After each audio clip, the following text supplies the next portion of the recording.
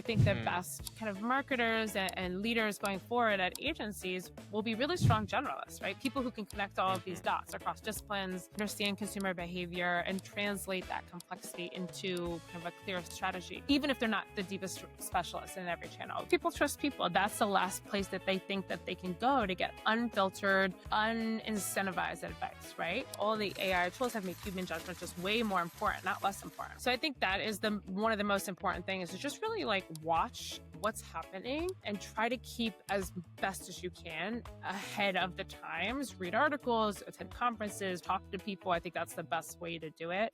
Megan, you have been at Direct Agents for almost 2 decades. You're executive vice president now, but over the last 20 years, you've told me that it seems like you've had many, many different jobs. I'm curious, like, what was your mindset at the beginning of your journey that kind of got you to stay with the same company? Like, what was that? Did you have a moment where you're like, no matter what, I'm going to stick with this company? Or walk me through the thought process. Yeah, that's such a great question. I didn't have, I think, that mindset. I have always been a very like entrepreneurial person. That's how I grew up. I've always felt that way. And when I joined the company, what they said to me, hey, you work with the agency. I met with the two founders. We'll help you grow. We'll give you opportunity. And so that was kind of music to my ears, because they wanted to build something great and I wanted to build something great too. And so it really was kind of perfectly aligned with what I was trying to do at the beginning of my career. But I don't think I thought I'd stay here as long as I did. But as we continued to develop, and I would just, I started, I think, as a media buyer. And then I would just always say, hey, I have this new idea. And they'd say, oh, go do it. And I'd say, oh, I have this other new idea. And they'd say, oh, go do it. And then before you know it, I've built all these businesses, new frameworks, new, tackled challenges. And they have never said, no, stop doing that. Do it the way I want. They've always just said, hey, go build your business within kind of the agency. And so that way that they've approached building direct agents has really kept me around, because it allows me that entrepreneurial flexibility. But I don't think I came in saying, nope, I'm going to stay here for 20 years. All of my friends and everybody I knew was like, oh, you stay at a job a couple years and you leave and you leave and you leave and you hop around. But I've never gotten bored, because I've always said, hey guys, like, this is happening. What about this? And they say, oh yeah, that is really interesting. Go do that. So I've been able to reinvent my job a dozen times over. And the joke at our agency is like, what does Megan do? And no one truly knows, because I have my hand in so many different pieces that it's fun to try to get them to introduce me with my roles and responsibilities, because everyone kind of flounders a little bit. But yeah, that's what I've loved about it. And I've decided to stay and create this really amazing organization alongside these wonderful people. So you're bringing up a couple different perspectives that we can take this. And for the listener, we have leaders at marketing agencies that they do not own, but we also have agency owners who employ a bunch of different people. And taking, I think there's lessons we can take from both sides of that audience. If you were to speak to, let's say, a leader at a marketing agency who doesn't own the business, how do you help them identify opportunities? And then how do you help them present those opportunities to the owner so that they can pursue strategic initiatives that they think are going to be bigger opportunities? Like, how do you spot them? And then how do you communicate that? I think spotting them is all about just like, I don't want to say it's like a muscle that you develop, but keeping up with what's happening in the digital space is just so important, right? And a lot of this comes with time, right? Like, you've been in the industry a long time. I've been in the industry, over 20 years, and you start to see there's like pattern recognition that happens. Okay, this is going to be the next big thing because it does X, Y, and Z. And you start to develop the muscle that it takes to say, like, this is important, right? Like, we need to do this. So I think that is one of the most important things, is just really like watch what's happening and try to keep as best as you can ahead of the times. Read articles, attend conferences, talk to people. I think that's the best way to do it. And then as far as like presenting, it really is just about presenting how it aligns with our overall agency, right? So we are a performance-driven agency. At our heart and soul, that's what we've always said. We're a performance-driven group.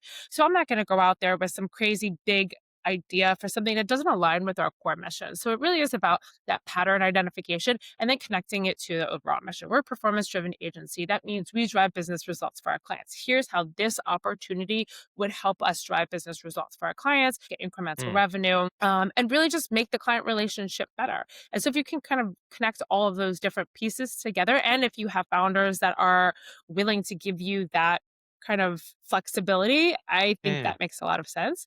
I'm also a really big believer in ask for forgiveness, not permission. So I uh-huh. tend to do a lot and just say, I know that this is going to work. I know this is going to be great. And then I bring it to them when it's a more fully baked actual product and there's a little bit of revenue behind it. And they're like, oh, look at that. Yeah, but that's my own kind of personal preference in ways of working, which they might love or not love so much. But we're here now. Appreciate or not appreciate as much. But Both. Yeah. when I'm talking with my team, I just had a conversation yesterday with a member on my team who's a little bit newer. hmm And I was telling him about what my expectations are when he has an idea. And what I said is like, all right, you have this framework, the 131, identify the problem statement, identify three solutions, and then highlight your preferred option to show me that you've thought through, the next steps. But I also want you to think about second and third order consequences. Not only how does this solve the problem, how does this then affect your department? And then how does it affect and align with the company as a whole? Kind of like what you were saying. And hmm then the additional thing that I really wanted to drive home to him is I want you to take one, two, or three steps down the road in pursuing this in a safe manner. Don't put too much risk into it. But I want you to hmm at least see what it would be like to pursue this sort of opportunity and then look at some of the additional problems that come up that you couldn't see if you hadn't taken the first step. And once you do that, hmm come back to me and ask for advice or ask for feedback. So I'm wondering if since you manage a team now, and like you said, you have your hands in so many different initiatives, are there principles that you hope your team would, I guess, latch onto when they're bringing initiatives to you? Or what's your thought process behind that? I love your framework. And I think that is so important to give people like guardrails, right? Yeah. Because I am, like I said, I am very ambitious. I'm very self directed. I get afforded a lot of autonomy because I have the experience and the tenure to back it up. But Hmm. especially for newer people, I think the nurturing that they need is so important, right? Because you don't want to take away the independence by absolutely not. That is like soul Right. crushing, right? But give them guardrails, give them encouragement, give them clarity, right? And how to thrive. Like I want people to feel that they can stretch and they can take risks and they can grow, but they can come to me, right? And they can be honest. And I won't criticize. I will help them kind of through it. So I love the way that you're framing that and giving those guardrails because I think that's the perfect way to do it. You don't just say, "Hey, go do this thing," right? There's Yeah.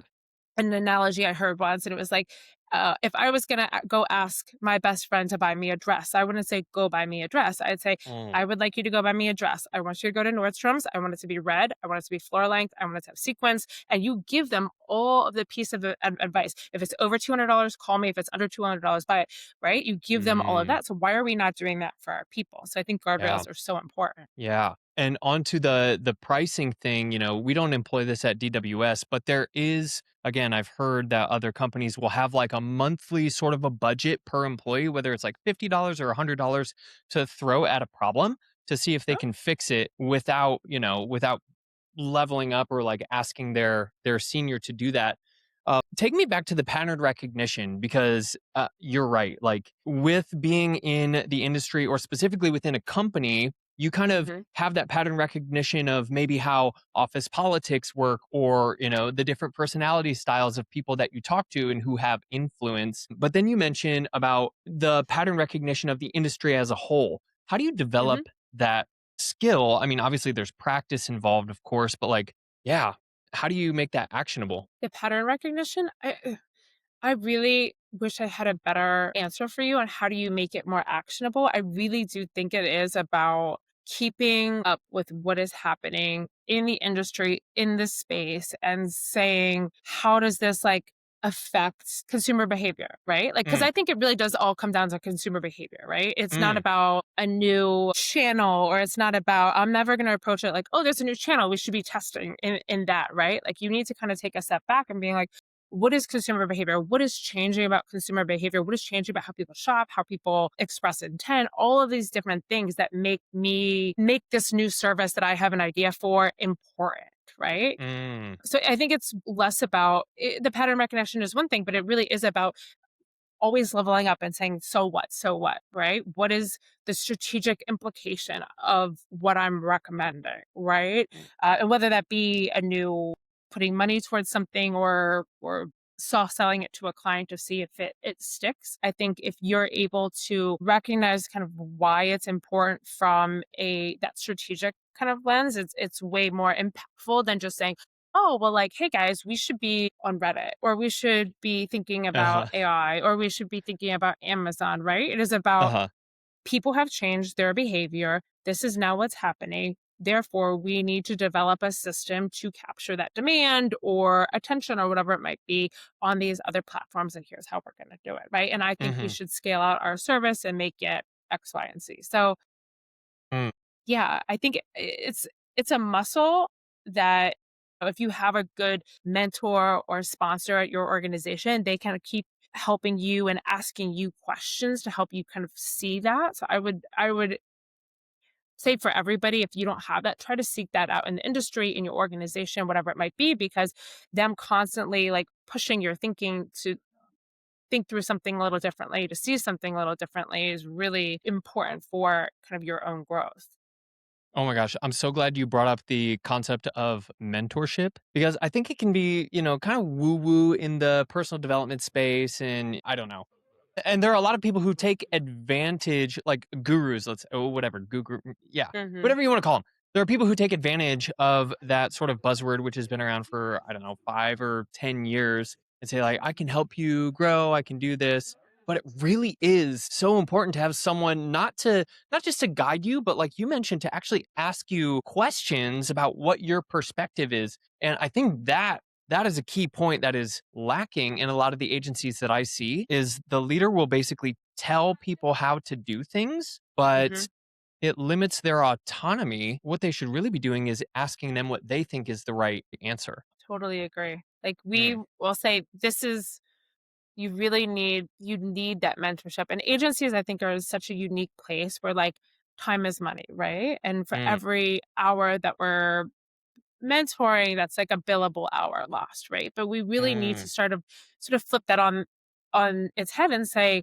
this is training. It is so important because performance marketing, we're not just about not just in Google all day. We're not just changing bids. We're not just in Meta, right? It really mhm, has gotten so much more complex. It's gotten so much more sophisticated mhm, that you need that guidance. And if you're going to hire, especially like junior level employees who are really solid, really strong, and try to train them up and have team that has different levels, and you have redundancy and you have all these things you need to scale and grow, you need to train these people and you need to mentor. We have at our agency, we have a really strong kind of mentorship program.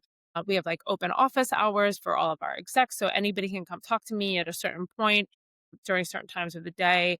mm, We have a really strong like in office culture, because one of the things that we saw during COVID was that a lot of the junior people weren't getting the mentorship they needed. They couldn't just ping you or walk into your office. So we really kind of doubled down on that like hybrid model, because we want everybody to be in the office at the same time. They want the ability to like have a junior person who just started come talk to me while I'm having lunch or mm. grabbing water or just sitting in my office. And it's so, so important for us. Yeah. Oh my gosh.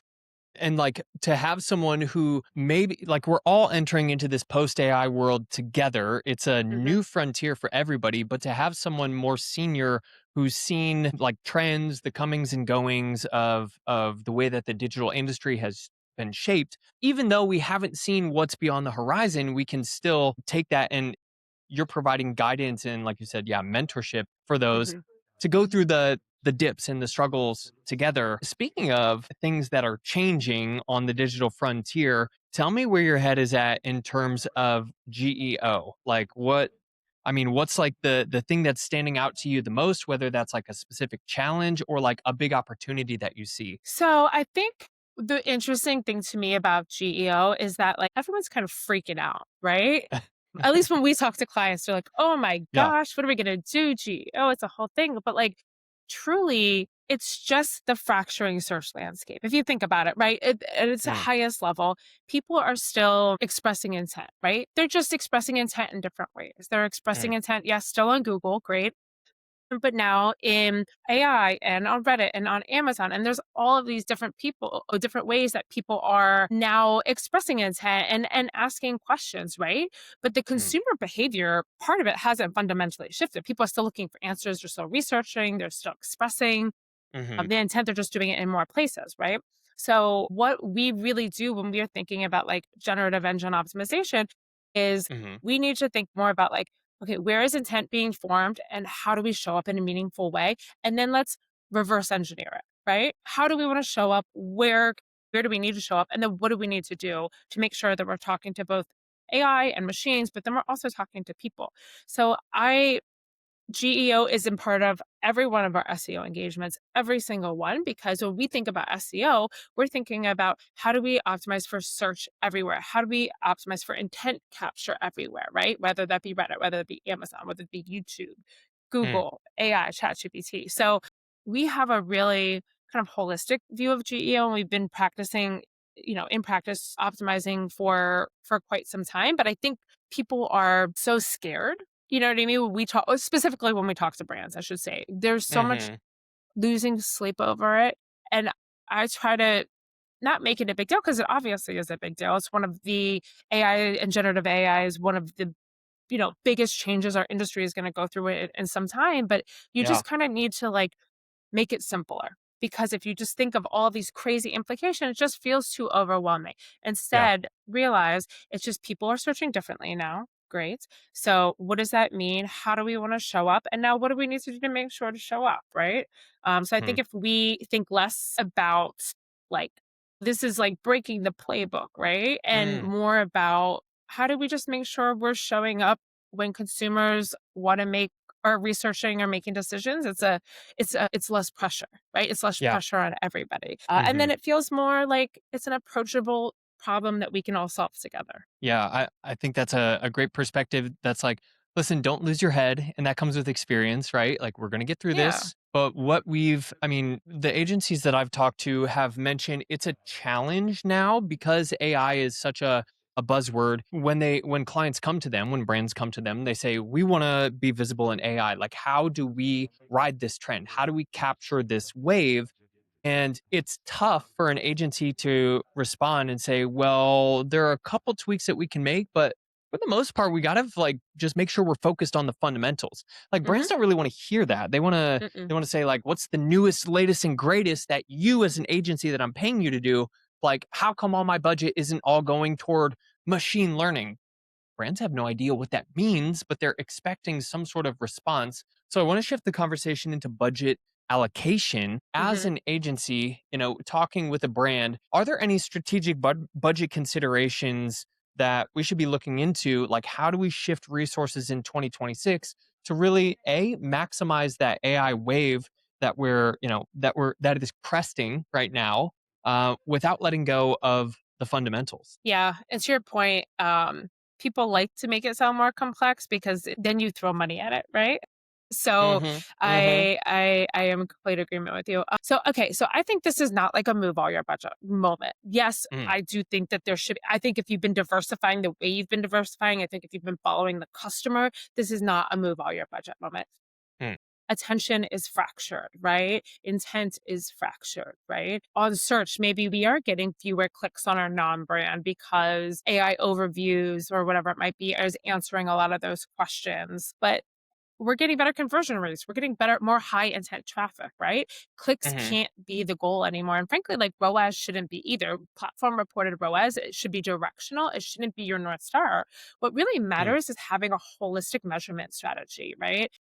And for mm, us, Google and paid search are just as impactful as they've ever been. It just looks really different now. So are we investing in generative? Of course we are, right? Are we making sure we have our ads visible in generative?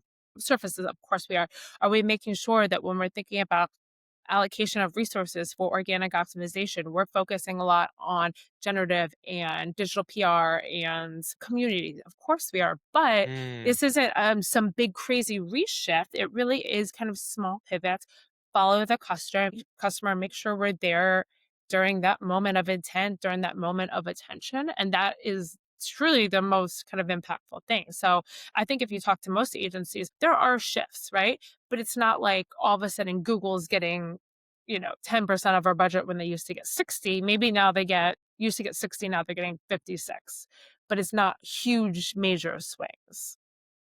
So yeah, so budget allocation isn't necessarily, it's more about internal efficiency. That's where I'm seeing AI is really making a 100%. shift and making a difference. It's not like the customer facing, yes, they're using AI in terms of AI overviews and LLMs to do more research, but really where AI is having the biggest impact is internally.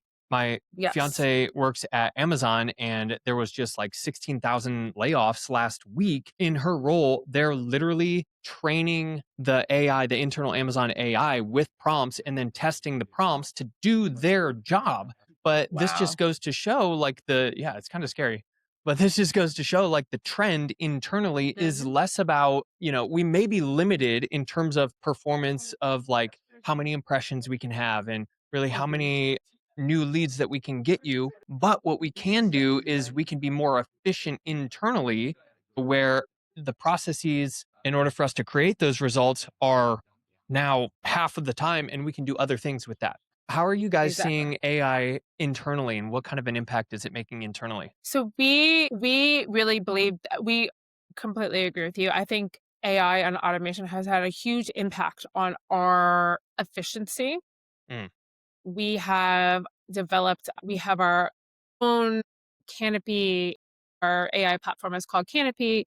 And within that, we have everything from media mix modeling to bidding and budgeting tools to reporting and AI agents and mm, chatbots for insights. Absolutely everything that helps free up time and energy from our team. We even have a really, really robust kind of AI iteration tool for creative. Humans are still like the things that AI has been doing, it's amazing, right? Because it's just getting rid of a lot of the manual work that we were all doing that was weighing us all down and allows us to be kind of more strategic, right? And more thoughtful. So mm, we have really invested very hard into AI. We have spent all of 25 essentially integrating AI into every single one of our workflows. And it has been a big undertaking and it's a mm. big change for our people using these things too. But 26, that's kind of how we're starting because of all the work we did in 25. 26, we can start and say, okay, we have all this efficiency. Now let's scale, right? Let's use this as a time to scale our business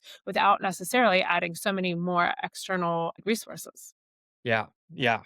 And that is super key. A couple minutes ago you mentioned about community, how you're leaning into community. Tell me a little bit Yeah. more about that because there seems to be different definitions of what community means. It could be social, it could be private. How are you guys seeing community and then yeah, how are you leaning into it? Yeah. So communities for us are, we think of communities as really any place where people talk to people, right? So you could be Discord, it could be Reddit, it could be Quora, it could be Slack, Mm, WhatsApp, right?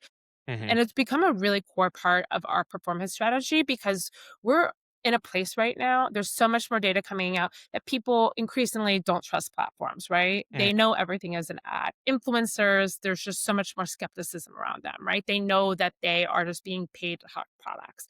mm, But people trust people. There was a recent study came out and said the top 3 influencers for 2026, and the first one is people, right? Because people trust people. That's the last place that they think that they can go to get unfiltered, unincentivized advice, right? So they check comments, they scan Reddit, right? Like they look for real opinions as social proof before they ever really click on an ad.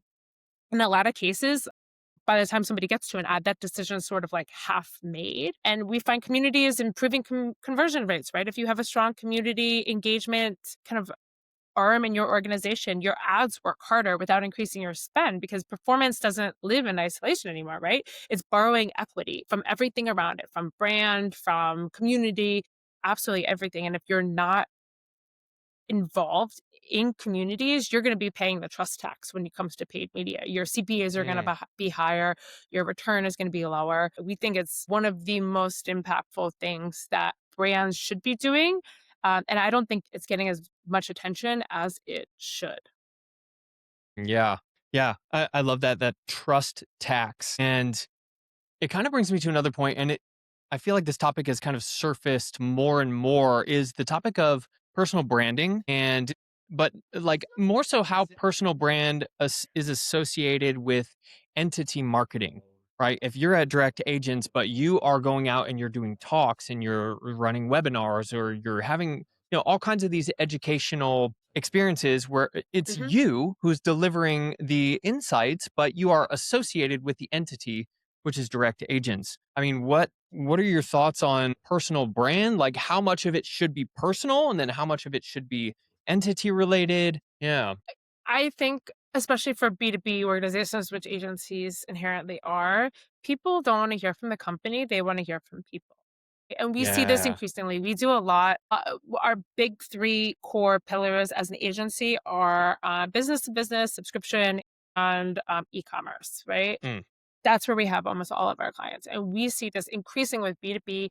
People don't want to hear about a newsletter from direct agents. They want to hear from Mega. They want to hear from any one of my other colleagues, right? It is becoming more personal, and B2B has really kind of crossed over. I think they're still working on a lot of the complexities around it, but B2B has really taken a page out of the, as much as I hate saying playbook, out of the consumer playbook and saying like, yeah. hey, we need influencers. We need people to have trust in us. We can't hide behind a logo. People want to see human faces. So the way I think about it is when I build my own brand, I'm building the agency's brand, right? I am inseparable from the agency in many ways. When people think of direct agents, they think of me. I'm the one at the conferences. I'm the one writing and speaking and doing all these other things. So I think that they're interchangeable, and our agency has really leaned into this idea for probably the last 5 years. And they've kind of encouraged us all as executives to go out and find our own kind of collective voices. Mm, Because anything we do from our personal brand builds our brand, but it builds up the agency as well. yeah. Yeah. I love that because when we first talked, we were talking about newsletter and how you were writing a newsletter. And Mhm. since then, I sent my first edition. I sent my first Oh, edition out. congratulations. You just Thank got to you. do it, right? Rip the band aid Yeah. off. Exactly. I mean, I don't even I was like, "I'm just gonna do this." I only sent it to me and my fiance. Whatever. It's It's something. totally It's okay. something. But you know what? Now I have an episode 2 in the making, which is Exactly. Because once you have one, it doesn't matter if it's only 5 people who see it, then they'll be like, "Well, where's the second one?" So it's you yeah, feel like there's like a little bit of pressure there. You don't wanna let anyone yeah, down. So great. Congrats. exactly. So, honestly, Megan, I have you to thank for kicking me in the butt and getting Yeah. a move on for that. Honestly, no one else has talked to me about newsletter, and it's been something that I'm thinking of, so very grateful for you, for influencing me in that way, which brings me to, as we wrap up the episode here, from where you sit, like, in an executive vice president position, what Mhm. mindset shift do you think will kind of define this next era of marketing? Yeah, I think the mindset shift that will define the next era of marketing is just moving from this channel first mentality to an intention and intent first mentality, Hmm, right? Because for a long time, I think it was about like mastering platforms, so meta, keywords, bids, targeting, optimization, whatever it might be, right? But because mhm, discovery is fractioning and attention is fractioning, people aren't spending more time with media anymore, right? It's flat. Year over year, it's flat. It's not projected to grow if you look at all of the data. So we're spending the same amount of time with media. mhm, Across more surfaces, and usually the attention is it's somebody watching TV and scrolling, right? So it's not mhm, like you get 100% of the attention anyway. So it's just a lot more noise. So I think mm, our job isn't just like how do we win this channel, right? I don't think mhm, performance marketers or marketers should be or could be, oh, I'm excellent at Google now. Fine, great. It's about where's intent being formed and how do we show up a way that kind of earns trust quickly. So I do think that for the next era of performance marketing, we have to shift from platform first to consumer first mentality. mm, And that shift is continuing to happen. consumer first and intent first. You're right, because I think what you're saying, or at least what I'm hearing, is the ability to master a channel is being commoditized. Like, there are 100%. right? There are many And courses or also, walkthroughs.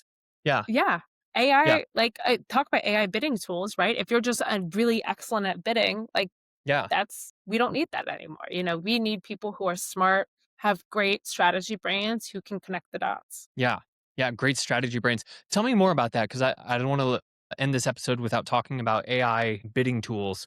Like, what are you seeing in terms of that? You just brought it up, kind of in passing, but I think there's more to that. Yeah, I mean, I think AI bidding tools and automation have obviously changed media optimization, but right, Mhm, like the thing is, bidding was not the hard thing. Like if you've been working in this industry, bidding is not. It was never been a challenging thing. It was annoying, right? And it mm, took time, and I think that's why the tools have been really impactful. But it made human judgment. All of the AI tools have made human judgment just way more important, not less important, right?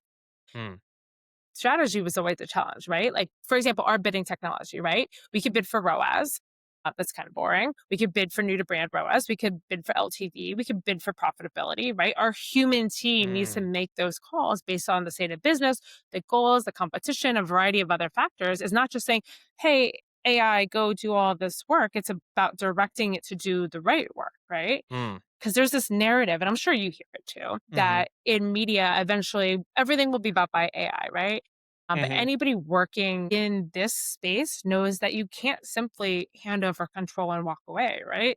Um, yes, the platforms are sophisticated, don't get me wrong, but they're also inherently incentivized to maximize your spend as a brand. So yeah, you can rely completely on automation without oversight, but then you risk optimizing for the platform's goals and not your goals. And also, you the way I think about it too is if you ask a platform, okay, I want you to make my creative, I want you to write my copy, I want you to do manage my placements and bidding, mm, you just look the same. You're going to look the same as everybody else and you're going to be yes, ignored. So I really think the AI driven movement, people thought like, great, we're going to be able to get rid of like all these people and agencies and all of this stuff. But actually, it's proving how important they all were in the first place, which has been kind of a funny little like gotcha, you know? yeah, it's counterintuitive, yeah, it's coming back Yeah. to bite people, I think is what you're Yeah. saying. Yeah. Yeah. Yeah.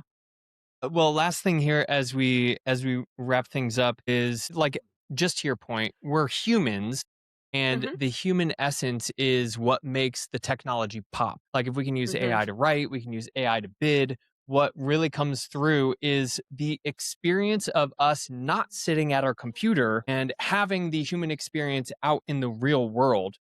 Hmm.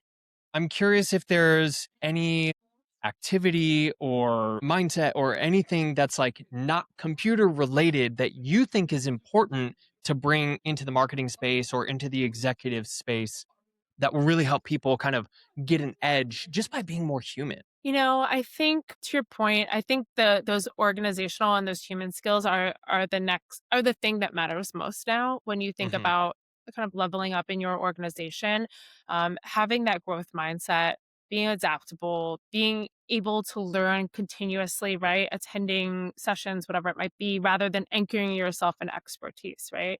I think the Mm, best kind of marketers and leaders going forward at agencies will be really strong generalists, right? People who can connect all of these hmm, dots across disciplines, understand consumer behavior, and translate that complexity into kind of a clear strategy, even if they're not the deepest specialist in every channel. That's what we're really pushing our team to be comfortable. Oh, yeah, you're a specialist in Google, but I need you to be able to talk about everything and understand consumer behaviors.